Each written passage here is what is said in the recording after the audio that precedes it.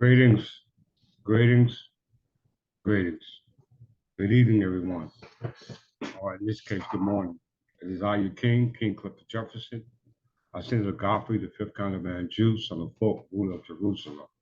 I am the reincarnation of King Edgar the Peaceful, and I'm here to restore my kingdom. The only way the kingdom can restore it is restore the kingdom's laws. The laws of the kingdoms are the customs, traditions. This can either be written law or non-written law. We know that any custom that's created by the written law is no custom at all because it shows the time when it was created.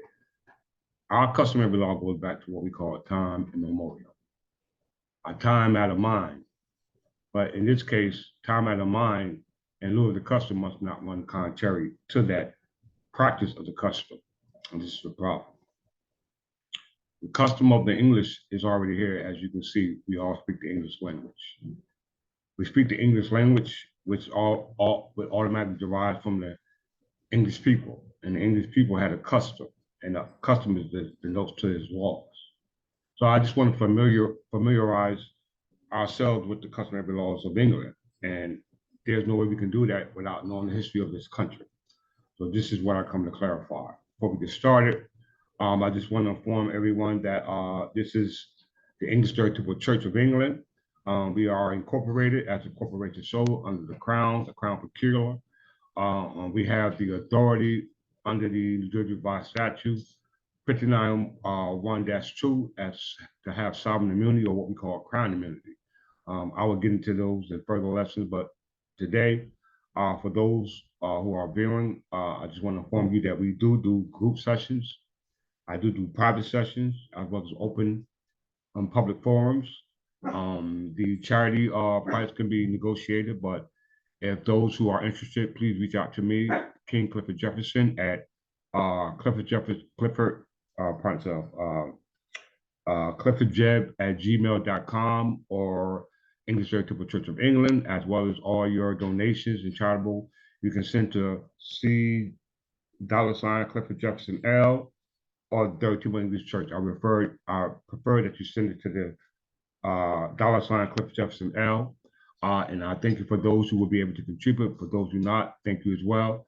But without further ado, let's get into this little small, quick, we call it quick flip. It's very important to understand history and law. And there's a lot of teachings dealing with history and law that are abstract. Really, I mean, what in reality, they don't really show you. All you hear is a lot of talking and no showing, no producing, no manifesting, and this becomes a problem. You know, I don't get too much feedback on this channel, and I know why as a result of the information that I bring forth, but that's okay. Because, you know, the scripture says that a teacher has no honor in his own house. You know, these lessons that I'm bringing to you are without a shadow of a doubt, the best information that you ever receive from any person that's trying to interpret the troublesome problems that we are subject to today. And the best remedy you can bring is a remedy under the law. You hear a lot of teachings, you know, a lot of teachings based on birthright, sovereignty, descent, culture, you know, the list goes on and on and on and on. But it really has nothing to do with this country, this nation. Because majority of us here in this country, known as the United States of America, suffer from these laws. We suffer from the government. And the only way you can know how to get out of those laws of the government is by understanding who you are. And a lot of us don't know. So that's my job to teach you. Without further ado, let's get started. All right. As we know, the history of this country has come through a lot of amalgamation. Let me fix up my coffee right quick.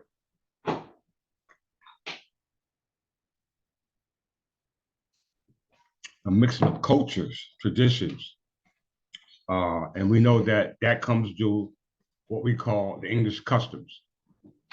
We can all agree that we all speak English. We don't speak any other language. As far as the official language of North America, the national language of North America, it's English. You know, of course, we speak a variety of other languages, but The government itself merit its language, its history, its custom of the English people. And this is true in fact, and this is what I come to prove. Without further ado, let's get started. Um, we call ourselves the Anglo-Saxons, Anglo-Saxon English Berbers, because due to the fact that the English history goes back to time immemorial, time out of mind. And a lot of times we have a hard time trying to identify ourselves with a culture because of time out of mind, where the memories of that culture or that custom run contrary to who we say we are, which a majority of us here in this country find ourselves subject to that condition.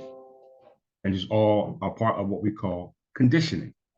All right, we have been conditioned to be in this manner. We have to break we have to break the condition. We have to break the spell, and that's what I come to do. This history in this country had been amalgamated with a lot of countries. If you want to start from now, you can deal with what we call the colonists, who came here in the so-called 16th century. Before that, you had what we call the Dutch. Before that, let me rephrase that. Before you had United Colonies, you had the British, what we call British America. And British America stemmed from British Empire. We know that the British Empire or British America didn't get their start till Charles II with the taking of the Dutch territories, which was under what we call New England. Prior to that, we get to the history of what we call the Age of Discovery, dealing with John Cabot and Christopher Columbus and all these other people claimed to discover America. But this was done under the auspices of the church. And this stems back to Henry VIII from the House of Tudors. We'll get into that in a second. But this history of this country goes back even further. We know that Henry VIII and the establishment of his, what we call the British Empire, now called British America, stems from what was actually left over from what we call the Portuguese and the Spanish. The Portuguese and the Spanish Empire are actually preceded the Dutch. And the Dutch, or what we call Dutch Netherlands, were the ones who pretty much took over the territories, which now were encompassing the northern, the Atlantic seacoast.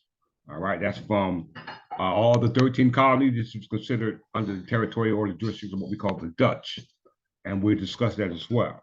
Before we had the Dutch, you got to go back into what we call the Portuguese. Before we know the Portuguese, you got to go back to the Spanish. When you get back to the Spanish, you got to understand the Spanish Empire, and that all goes back to France. Okay, it all goes back to France. I'm not just going to talk about it. I'm going to show you. So all those who are viewing, you can get more in-depth studies, as I said, in the opening of this lecture in regards to either private sessions, group sessions. I even do public forums to be able to bring this information to you in whole, not in part, but in whole. So without further ado, let's get started. I'm going to unfreeze my screen. I'm going to go to the slides.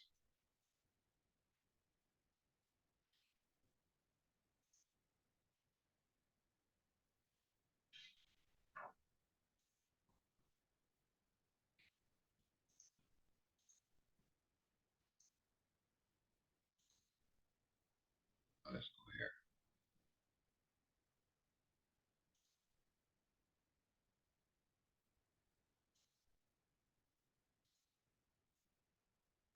You see here, you have what you call the Constitutional Convention. I'm going to just lock my screen because I want y'all to concentrate on the information. This is here is from Wikipedia. I like Wikipedia because Wikipedia is like baby food. It gives you the ability to be able to digest things very simple. All right, so I'm going to simplify it. I mean, we got a whole bunch of information, but a whole bunch of information without it being interpreted is for naught. So I'm going to teach it to you where a baby can understand it, so that way you can follow along.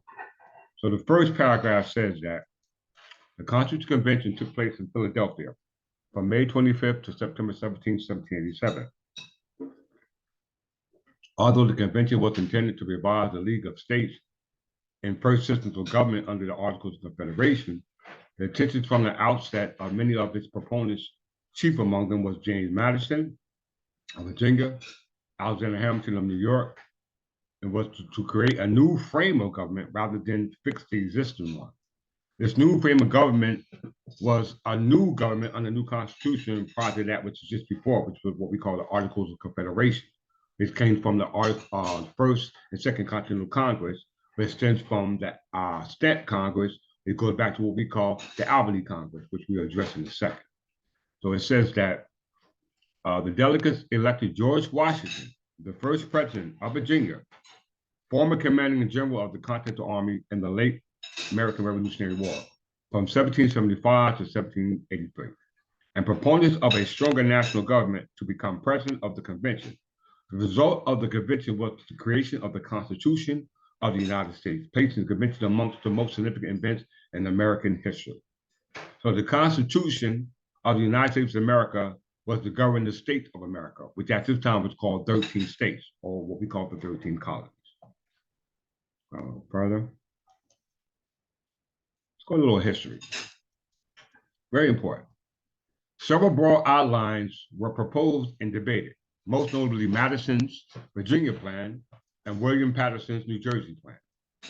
We know that James Madison was one of your founding fathers.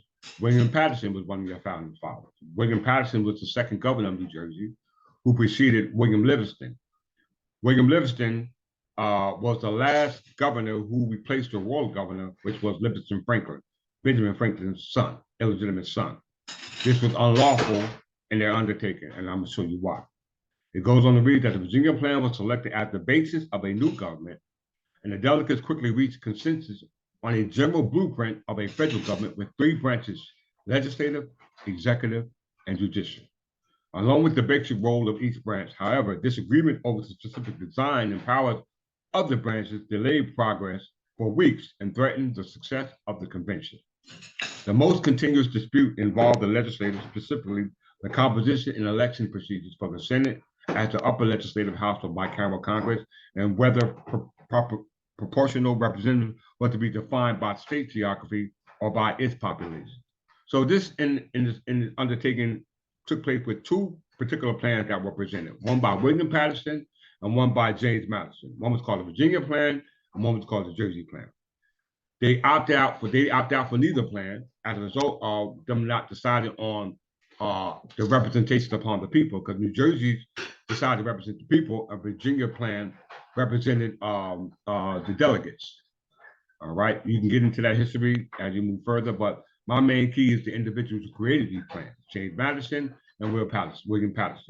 William Patterson is the focal point here, because William Patterson studied under what we call Richard Stockton. Richard Stockton was one of the founding fathers as well, and we get into him in a second. William Patterson. Let's just get a little bit of brief history on this gentleman.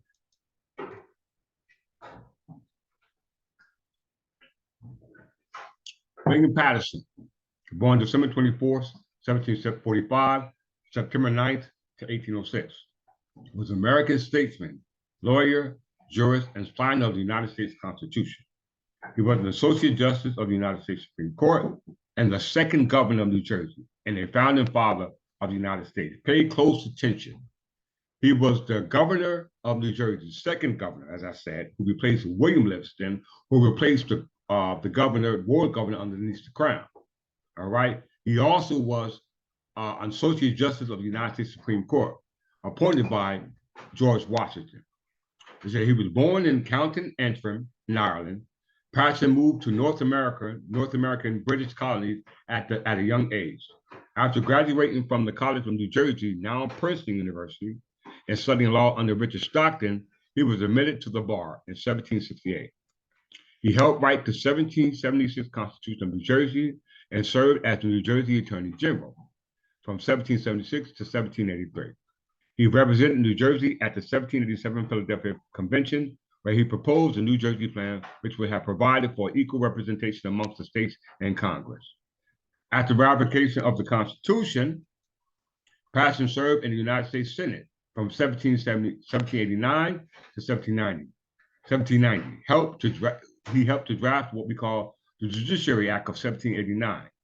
He resigned from the Senate to take office as governor of New Jersey. In 1793, he was accepted and appointed by President George Washington to serve as the Associate Justice of the Supreme Court, and he served on the court until his death in 1806.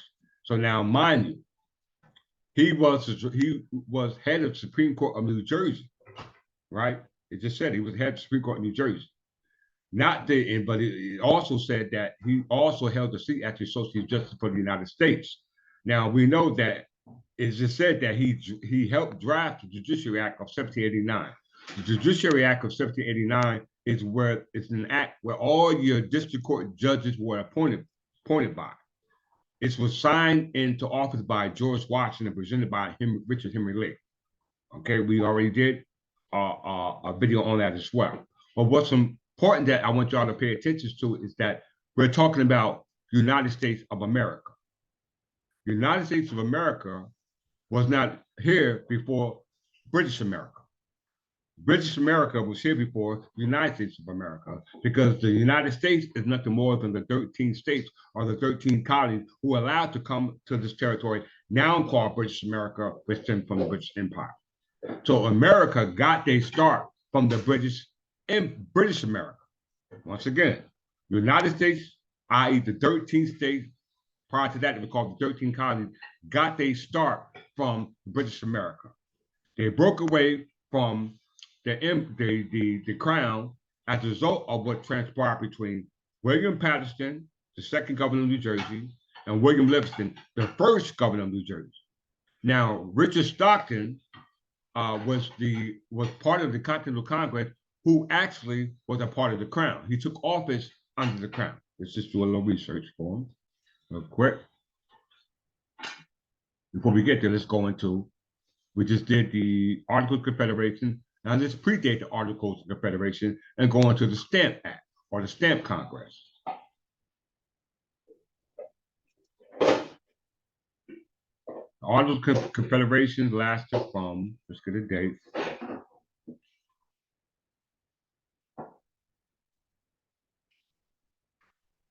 created November 15, 1777, ratified February 22nd, 1781, and became effective March 1st, 1781. Superseded March 4th, 1789 by the United States Constitution. All right. This is located in the National Archives. Pay attention. In the National Archives. Okay. Stamp Congress. Stamp Congress took effect established in October 7, 1765, disbanded October 25th, 1765.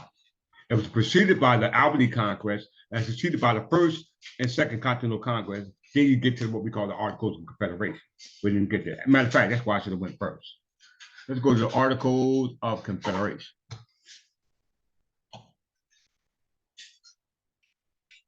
Articles of Confederation.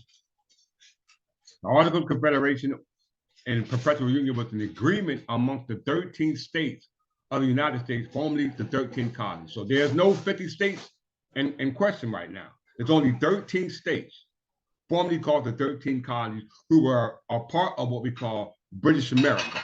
Not the United States of America. The United States of America was not even founded yet, but it's called British America as a result of the discovery or conquest that was done on this territory that was under the English Empire prior to the discovery that were done by this British Empire, British America, also known as the United States of America. So since the Articles of Confederation and Perpetual Union was an agreement amongst the 13 states of the United States, formerly the 13 colonies, that served as the nation's first frame of government. It was approved after much debate between July 1776 and November 1777 by the Second Continental Congress on November 15, 1777, and sent to the state for ratification. The Articles of Confederation came into force on March 1st, 1781, after ratification by all the states, 13 states. A guiding principle of the Articles was to establish and preserve the independence of the sovereignty of the state. The weak central government established by the Articles received only those powers which the former colonies had recognized as belonging to the king and parliament. I repeat, this weak central government established by the Articles of Confederation received only those powers which the former colonies had recognized, as belonging to the king and parliament. So the 13 states were not sovereign nations. The only sovereignty they had, which was that which was recognized under authority which gave them their sovereignty, which was the British government. It said the document provided clearly written rules for how the states' league of friendship, known as the Perpetual Union, will be organized. So there you have it. It was a weak central government, and the only authority they have was that which was recognized and belonging to the king and parliament. King and parliament was here prior to William Livingston, William Patterson, as well as Richard John Stockton and George Washington. It was already here. We're going to prove that. Let's go a little further. Let's go back to what we call Stamp Congress.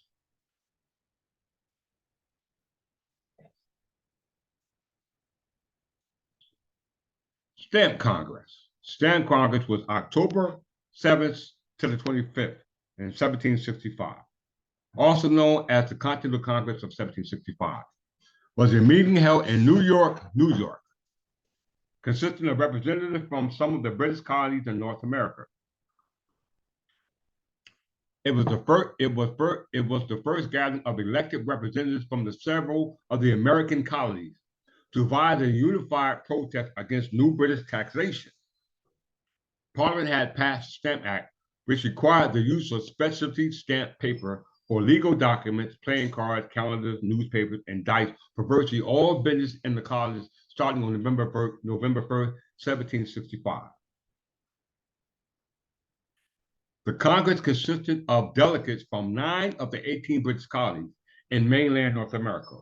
All of the attending delegations were from the 13 colonies that eventually formed what we call the United States. Although sentiment was shown in some of the other colonies to participate in the Congress, a number of royal governors took steps to prevent the colonial legislature from meeting to select delegates. Everybody understand that? Let's look a little further. Over right here. The extra legal nature of the Congress caused alarm in Britain, but any discussion of the Congress proprieties were overtaken by economic protests from British merchants, whose business with the colonies suffered as a consequence of the protests and their associated non-importation of British products. The economic issue prompted the British Parliament to repeal the Stamp Act, but it passed what we call the Declaratory Act the same day to express its opinion on the basic constitutional issues raised by the colonies, and stated that Parliament could make law binding the American colonies in all cases whatsoever. Okay? Let's go a little background.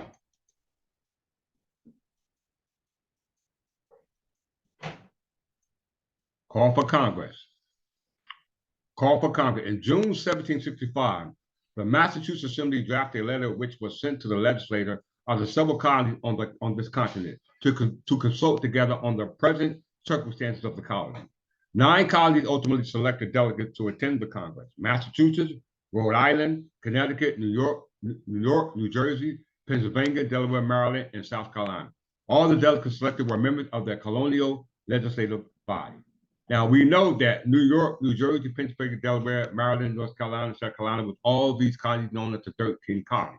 But before we get into what we're talking about, which is the Stamp Act Congress, we have to go to the Albany Congress, because the Albany Congress came before the Stamp Congress. The Stamp Congress was originated as a result of the colonies upset about British taxation. So they all got together and drafted petitions to the king to look at their opposition to this proposal, but this proposal was denied. And one of the petitions that were presented was petitioned by Richard Stockton. I'm about to show you. Let's go to Richard Stockton.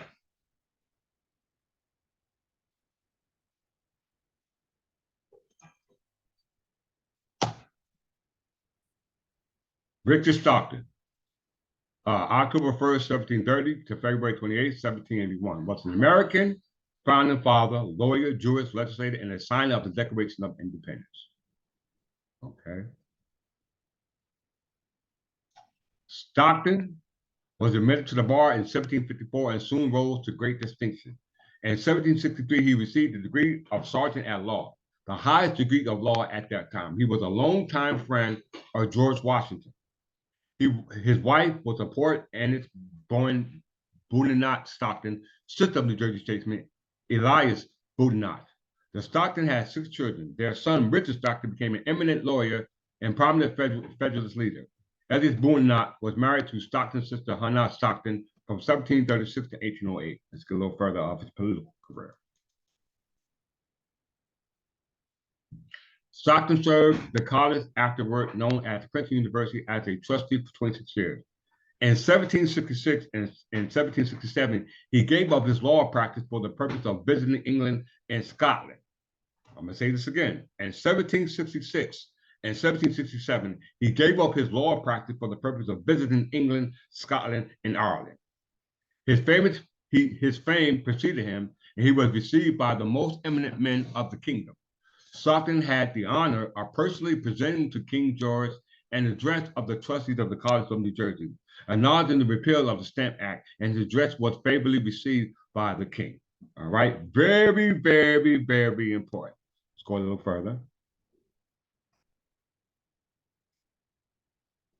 Stockton returned to America August 1767. So it said in 1766, he left for England, Ireland, and Scotland. Why did he do this? It said he left for England and Scotland. It says Stockton had his first taste of government since when he got back in 1767. He said in 1768, Stockton had his first taste of government service when he was elevated to the seat of the New Jersey Provincial Council.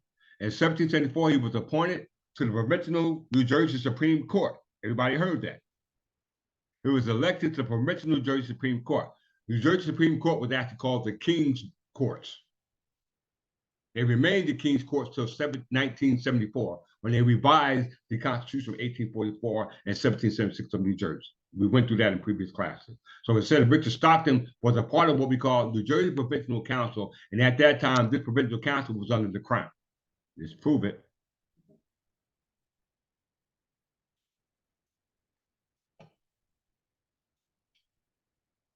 See here, New Jersey Provincial Council, Upper House of New Jersey Legislature. It didn't say lower house. It said the upper house. So the King's legislature consists of the king and the temporal and the spiritual. The lower house was the House of Commons, which the United States got their establishment from with the creation of their government through the House of Commons, now called the House of Burghers of Virginians. We can see that Richard Stockton, under the authority of the Crown, seat of government was here in what we call First Amboy, which we are situated in now. It says that the Provincial Council was established in 1702 under Queen Anne's government, upon the surrender by the properties of East Jersey and those of West Jersey of the right of government to the Queen Anne. Anne's government united the two colonies at the province of New Jersey. A royal colony established a new system of government. The instructions from Queen Anne to Viscount Cornbury, the first royal governor of New Jersey, outlined the fusion of power system, which allowed for an overlap of the executive, legislative, and judiciary authority. It provided for a bicameral legislature consisting of the council and general assembly.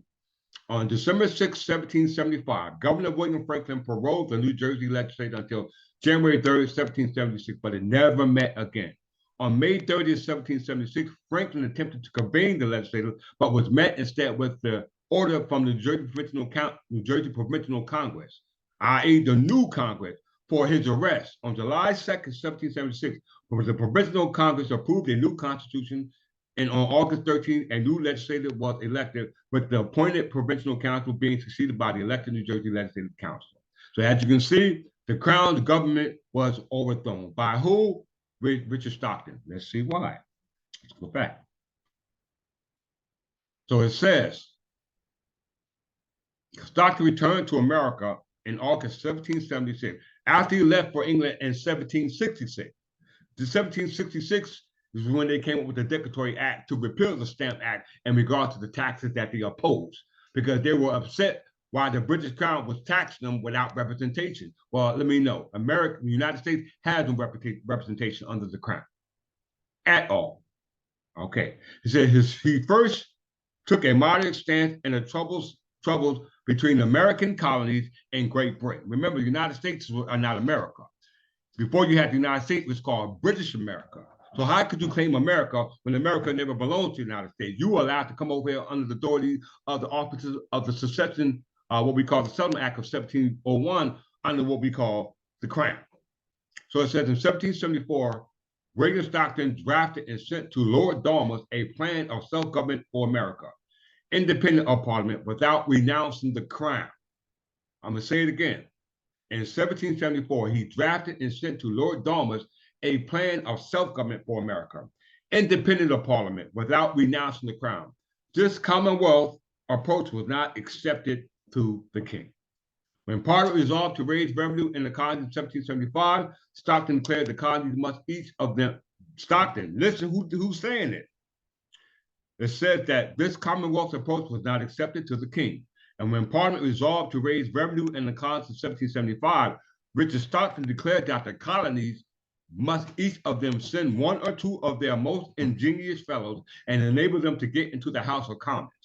Maintain them there till they can maintain themselves, or else we shall be fleeced in some purpose.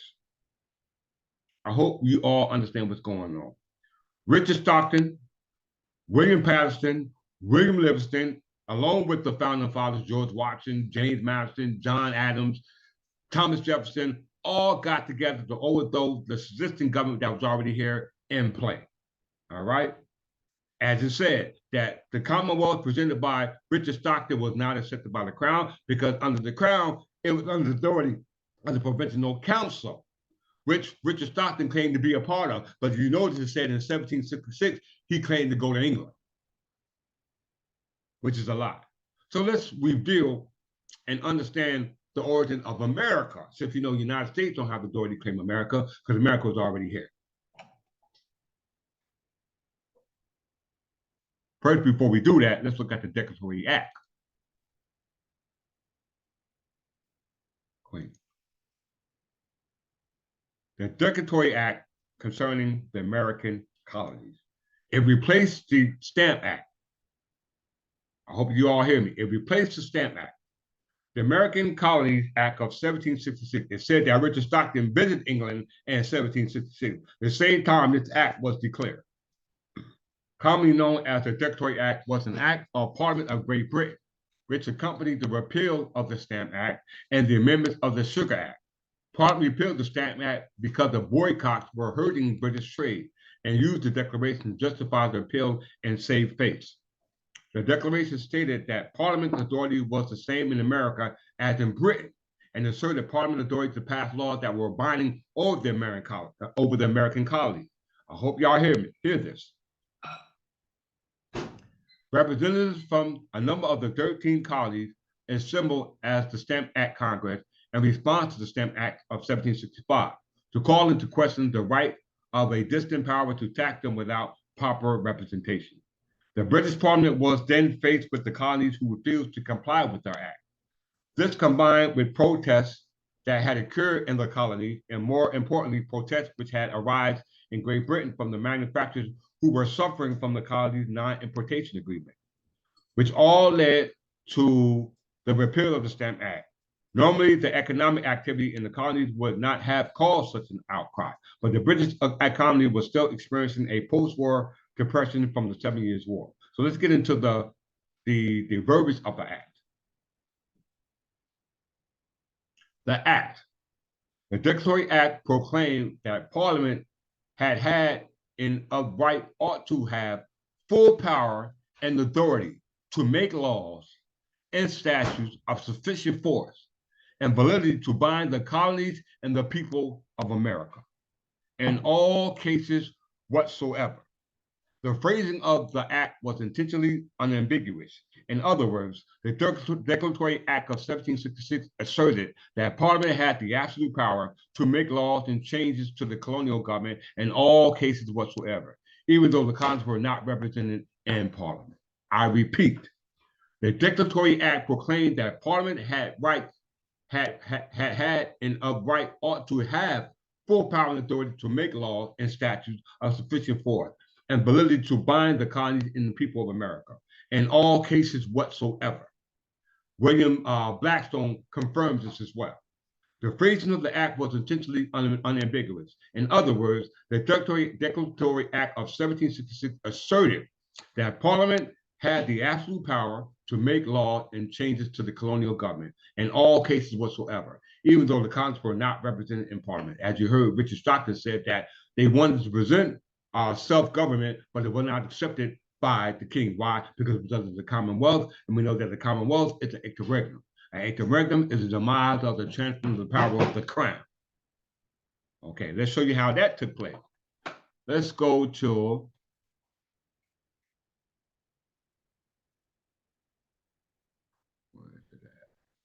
let's go here. Now we know that Charles II was the son of Charles I, who descended from James, first King of England, who got their authority from Elizabeth I through the Settlement Act of 1701. Their authority came through what we call the Supremacy Act of Queen Anne, which came from the Supremacy Act of came from the Supremacy Act of Elizabeth I, which was preceded by the Supremacy Act of Henry VIII from the House of Tudors.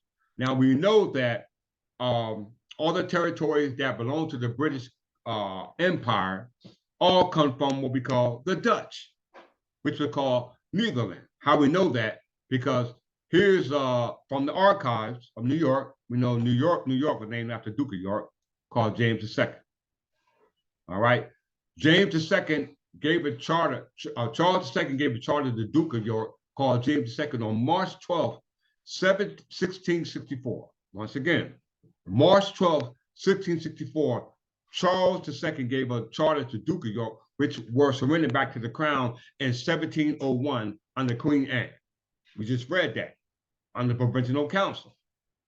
So it says here, the series consists of charters from Charles II, King of England, granting land to his brother James, Duke of York. The charter gave James authority to send an armed force to compel the Dutch surrender of New Netherland, promised in ink to the English.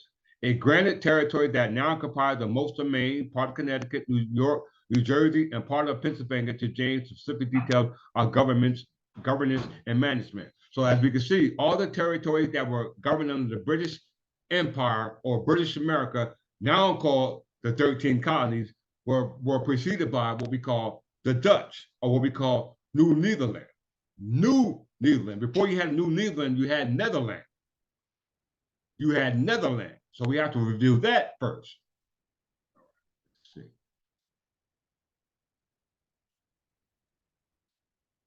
British America. Everybody see it. British America.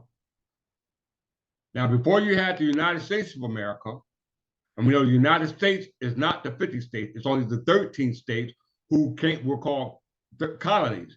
They changed from colonies to states September 20th, 1777. This is admitted in the New Jersey Constitution of 1776, which is based off the law, or the supreme law of the land, is based off the common law. The common law is called general customs, going back to time immemorial, which means that these customs was already here in place before you had a written law. Written law is called statutory law, lex scripta. Customary law is called non-lex scripta, which means customary law. And the only way these customary laws are recognized is by the particular courts.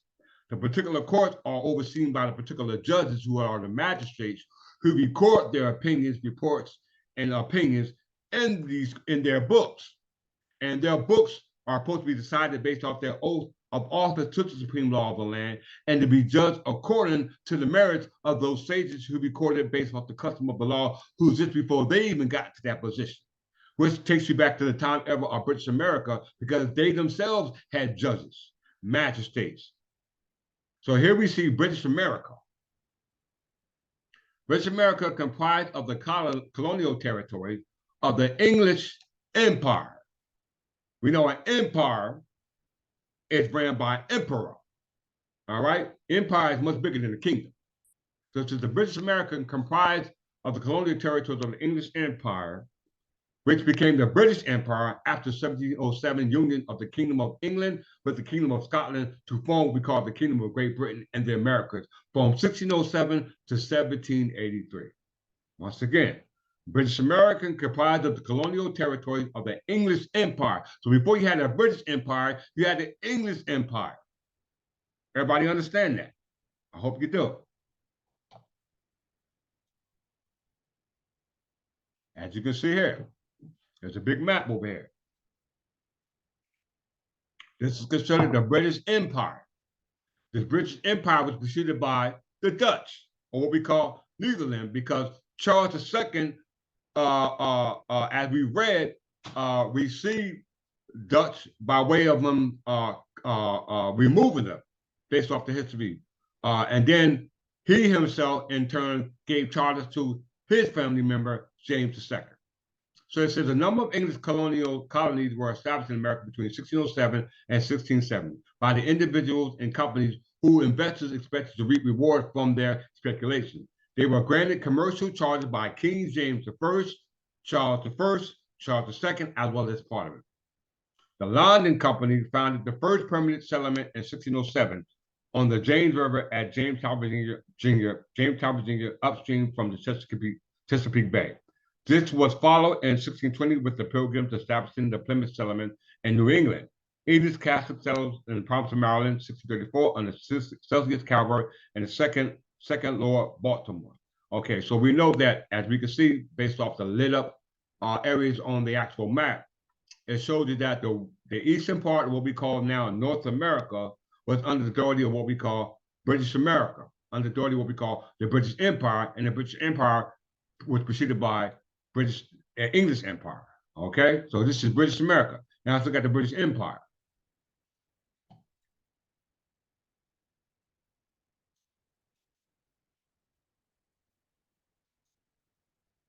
As you can see, this is the British Empire today. British Empire is the biggest empire that had ever existed in the world. From time immemorial to this present, it is the biggest empire presently today. And if it's the biggest empire presently known today as the British Empire, and we just read that that empire is descended from the English Empire. So if the British got their authority from the English Empire, we know the English Empire goes back to time immemorial. That means that that's our state, which I aim to prove. Okay, let's go there. Let's get there. All right, where do you want to go? Since during the age of discovery, let me go back here. British Empire.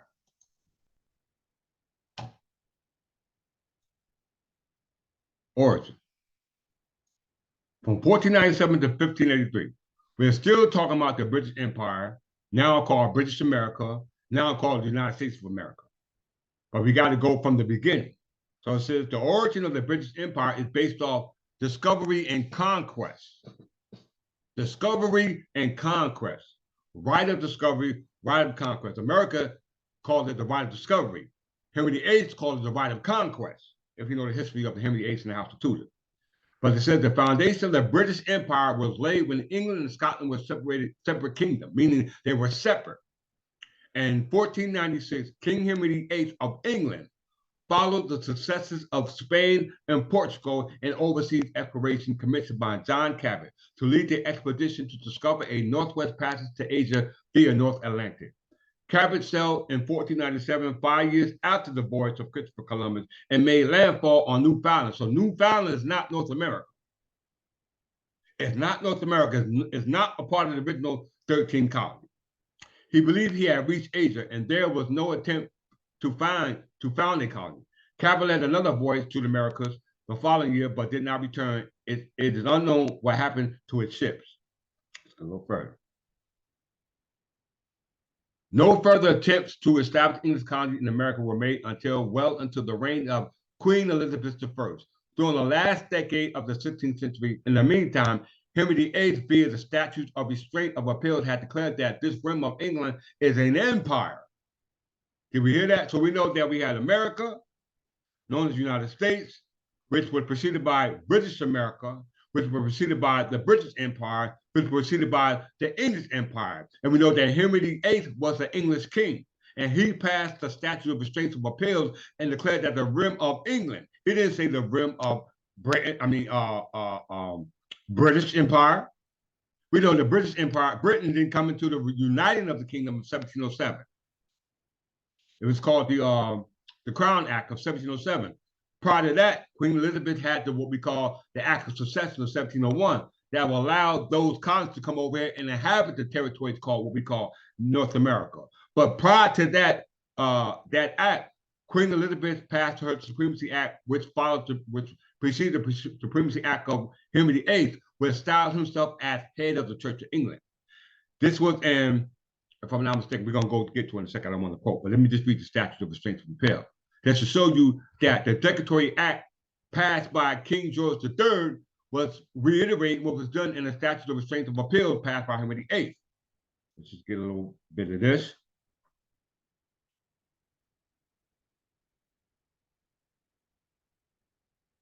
This is the extract of the Statute of Restraints Act.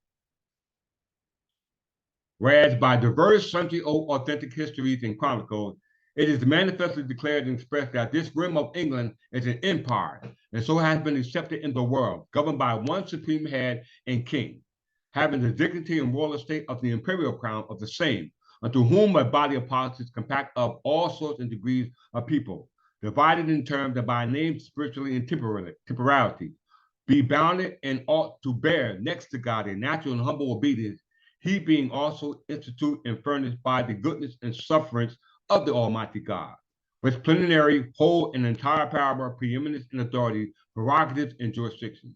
The body spiritual world having power when any cause of law divine happen to come into question, and the laws temporal for trial of property of land and goods, and for the conservation of the people of this realm and unity and peace, without repine or spoil, was and yet is administered, adjudged and executed by sundry judges and ministers of all other parts of the said body politics, called the temporality, and both of their authorities and jurisdiction do conjoin together and do administration of justice, the one to help the other.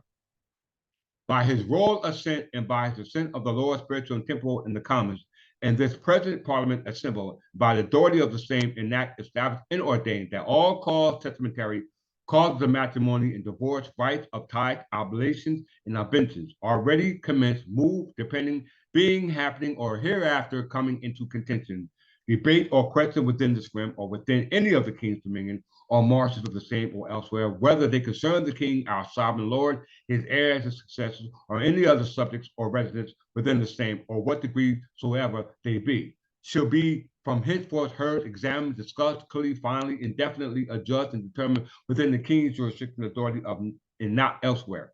Any foreign inhibition, appeal, sentence, summons, citation, suspension, interdictions, excommunication, restraints, judgment, or any other process or impediment, or what nature's names, qualities, or conditions soever they be, from the See of Rome or any other foreign courts or potent of the world, or from and out of this realm, or any other king dominion or marshes of the same, to the See of Rome, or to any other foreign courts or potentates, to let or impediment thereof in any wise notwithstanding.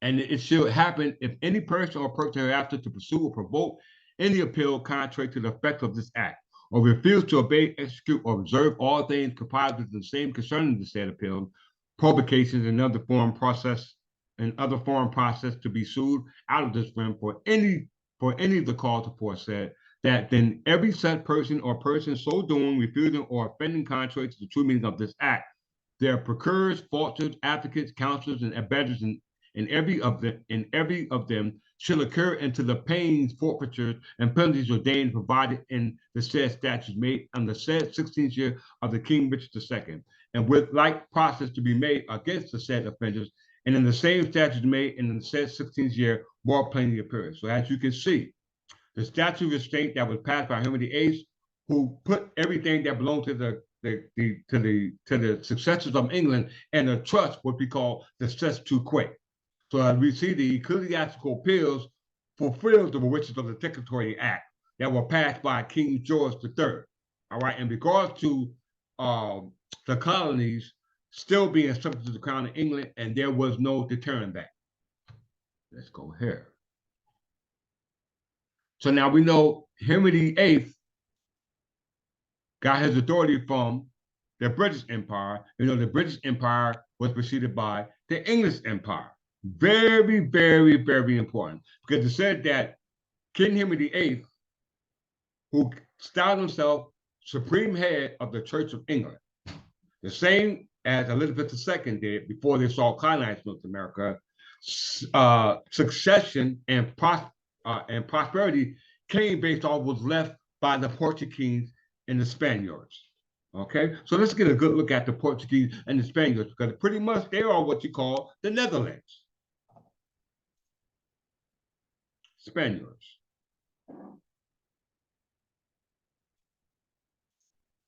One second.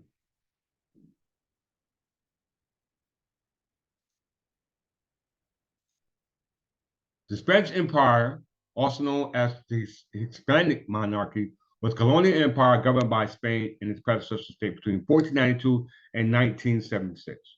One of the largest empires in history, it was, in conjunction with the Portuguese Empire, the first to usher in the European age of discovery and achieve a global scale controlling vast part of America, Africa, and various islands in Asia and Oceania, as well as the territories in other parts of Europe. It was one of the most powerful empires of the early modern period, becoming known as the empire of which the sun never set. It reached the maximum extent in the 18th century. As you can see, the Spanish Empire, the Portuguese Empire also covered territories that were dealing here in what we call North America. On the Western Hemisphere, Western side of North America, before the British Empire, before the Portuguese, before the Spain, because before the Portuguese and Spain got here, you had France. You had the French. Go a little further.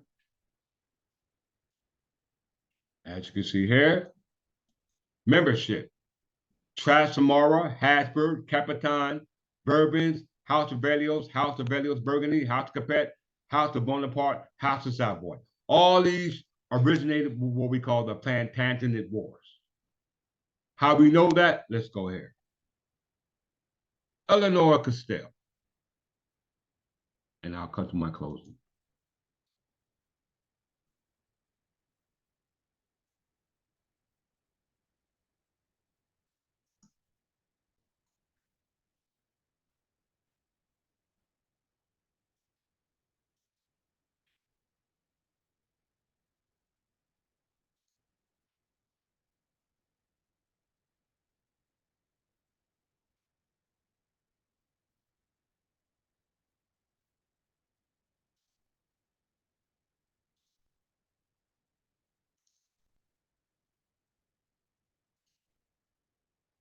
Eleanor Castile. Eleanor Castile was the Queen of England as the first wife of Edward I, whom she married as part of a political deal to affirm English sovereignty over Gascony. Now, what's very important is the house she's from.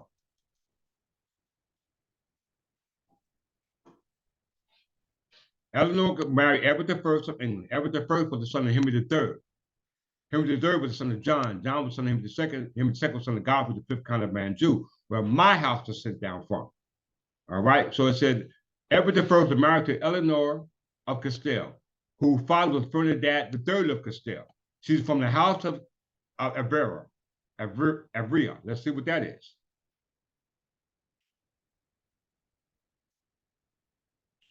The Castilian House of Burgundy is a cadet branch of the House of Avera, descended from the Raymond of Burgundy. Raymond